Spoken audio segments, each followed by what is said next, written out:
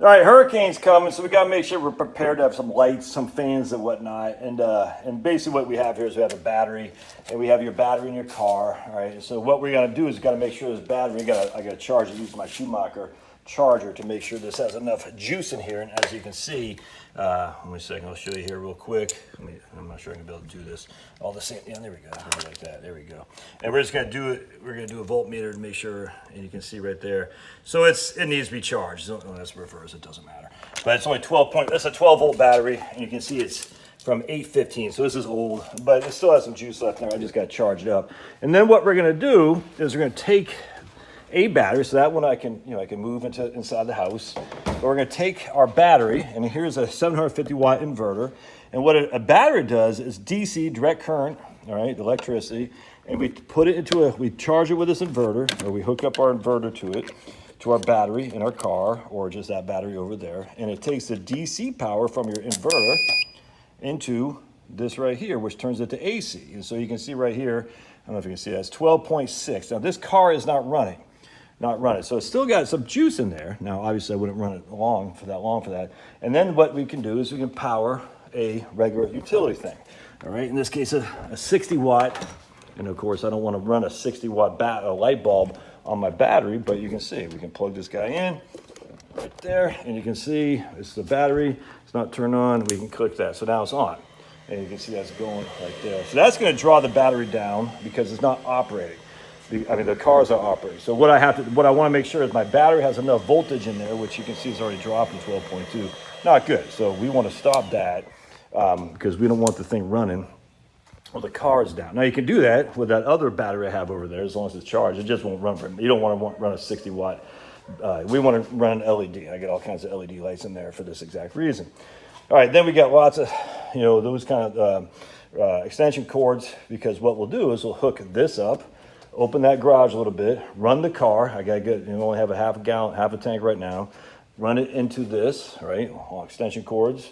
Put an extension cord in there, right in there. Run it this, some lights and some fans, because the air conditioner might go out and whatnot too. So that's how you do to prepare for a bad storm that's coming through if your lights go out.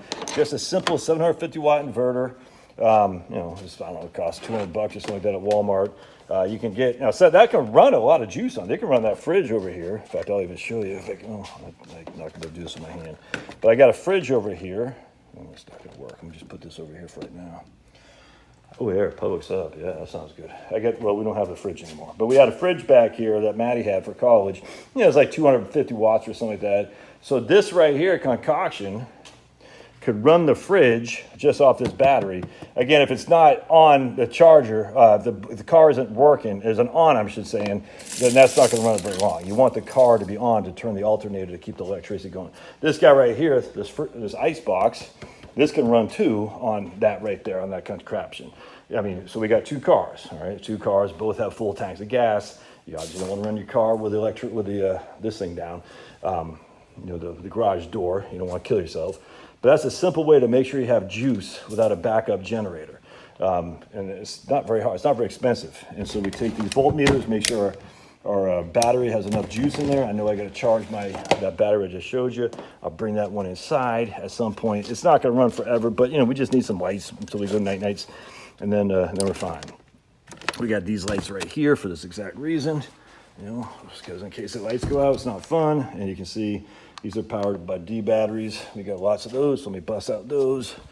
Lots of these kind of batteries. And the fans, you want little fans, because it sucks in the middle of the South in the summer. Well, not really summertime anymore to go to bed with the sweating. We don't want to do that. So anyway, that's the story. That's how you get juice when the power goes off, just with an inverter. I got a couple of these inverters.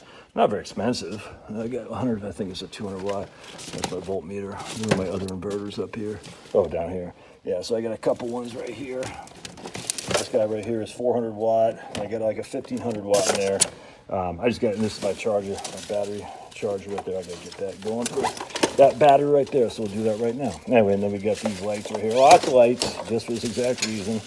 But anyway, that's how you get juice going. Just get an inverter, get some alligator clips, stick it to your car engine. Make sure you got gas in there to run your engine, right? Make sure you open the garage door.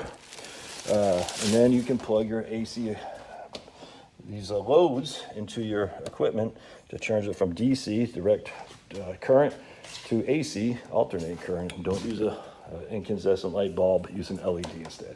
Oh, that makes sense. It probably doesn't, but smarter guys than I are on this YouTube channel, and they'll be able to give you some guidance if they see this video. God bless.